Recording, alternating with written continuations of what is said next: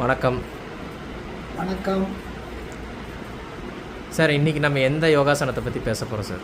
இன்றைக்கி பத்மாசனத்தை பற்றி சில விளக்கங்கள் கொடுத்துருக்கோம். பத்மாசனம் பண்ணுறதுனால என்ன சார் நன்மைகள்? பத்மாசனம் பண்ணுவதனால் நம்மளுடைய மூளை, அதாவது மைண்டு, நம்மளுடைய ஞாபக சக்தி அதிகமாகும். நம்மளுடைய உடலுடைய இரத்த ஓட்டங்கள் சீராகும். கைகால் வலிகள் தீரும். நரம்புகள் மண்டலம் சீராகும்.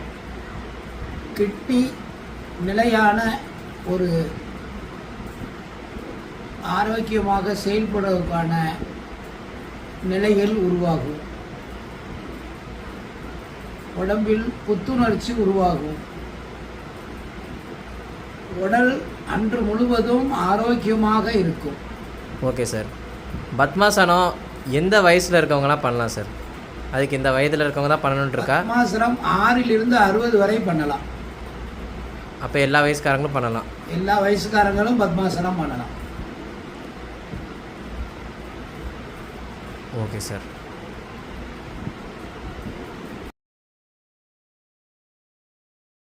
இந்த பத்மாசன நிலைகள் இந்த போட்டாவில் எப்படி உள்ளதோ அதுபோல் பத்மாசனத்தில் உட்கார்ந்து நீங்கள் இந்த பத்மாசனம் செய்யலாம்.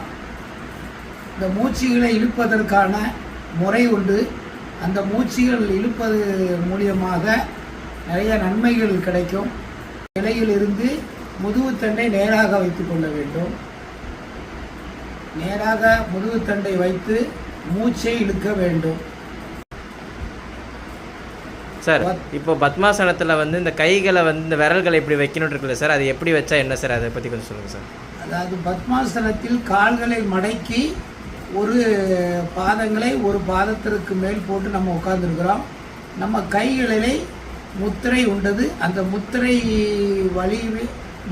வடிவத்தில் கைகளை இப்படி வைத்து கொள்ள வேண்டும். நம்மளுடைய முட்டுக்கு மேல் இப்படி வைத்து நாம் அந்த நிமிர்ந்து உட்கார வேண்டும். 2 கைகளும், அதாவது வலது கையும் இடது கையும் முத்திரை இது போன்றதாக இருக்க வேண்டும். இது சிம்ம முத்திரை. இந்த முத்திரையில் உட்கார்ந்து நம்மளுடைய அந்த ஆசனம் செய்ய வேண்டும். இந்த முத்திரையை வச்சு செய்கிறதுனால என்ன சார் நன்மைகள் இருக்குது? இந்த முத்திரை அப்படி செய்வதனால் நம்ம ஒரு வாட்டி நம்ம முத்திரைகளை கைகளை வைத்து கைகளை உயர்த்தி நம்மளுடைய சென்டலுடைய விரல்களை வைத்து நெத்தியில் வைத்து கைகளை கீழே இறக்கி நிமிர்ந்து உட்கார வேண்டும். இப்படி உட்கார்ந்து நம்மளுடைய மூச்சு பயிற்சி செய்ய வேண்டும். இதனால் என்ன சார் நன்மைகள்? இது செய்வதனால் ஒரு நிலை கிடைக்கின்றது. ஞாபக சக்தி அதிகமாகும். நம்மளுடைய இது அதிகமாக செய்ய செய்ய நம்முடைய தலையில் இருக்க கெட்ட நீர்கள் அகற்றப்படும். உடல் இருக்க முதுகு தண்டில் இருக்கும் கெட்ட நீர்கள் அகற்றப்படும்.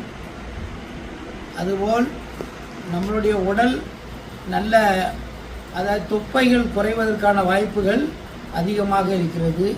சார், இப்போ இது நம்ம யோகாசனமாக மட்டும் சொல்லலாமா, இல்லை இது மெடிடேஷனுக்கும் பத்மாசன நிலையில் உட்காந்து மெடிடேஷன் பண்ணலாமா?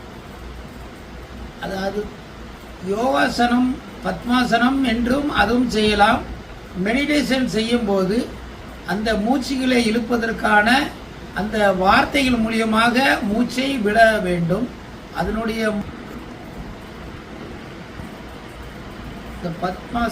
கேள்வி சார், பத்மாசன நிலையிலிருந்து மெடிடேஷன் பண்ணலாமா? செய்யலாம். Okay sir. இப்போ பத்மாசனம் யோகாவில் ஒரு முக்கியமான ஆசனமாக கருதப்படுது. இது பலராலும் உபயோகிக்கப்பட்டு வர ஒரு ஆசனமாக கருதப்படுது. நீங்கள் பத்மாசனம் செய்கிறதுனால அதாவது இந்த பெண்களுக்கு ஆண்களுக்கு எல்லாருக்குமே பத்மாசனம் பொருந்துமா, இல்லை இவங்களுக்கு தான் பண்ணால் நல்லது அப்படி ஏதாவது இருக்கா சார்? அப்படிலாம் ஒன்றும் இல்லை. பெண்கள் ஆண்கள் 2 நபர்களும் சிறுவரிலிருந்து எல்லாருமே செய்யலாம். அதிகமாக ஆரோக்கியமாக இருப்பதற்கான வாய்ப்புகள் இருக்குது. ஞாபக சக்தி பெருகும். ஆகையால் பெண்கள் ஆண்கள் குழந்தைகள் வரைக்கும் எல்லாரும் பத்மாசனம் செய்யலாம்.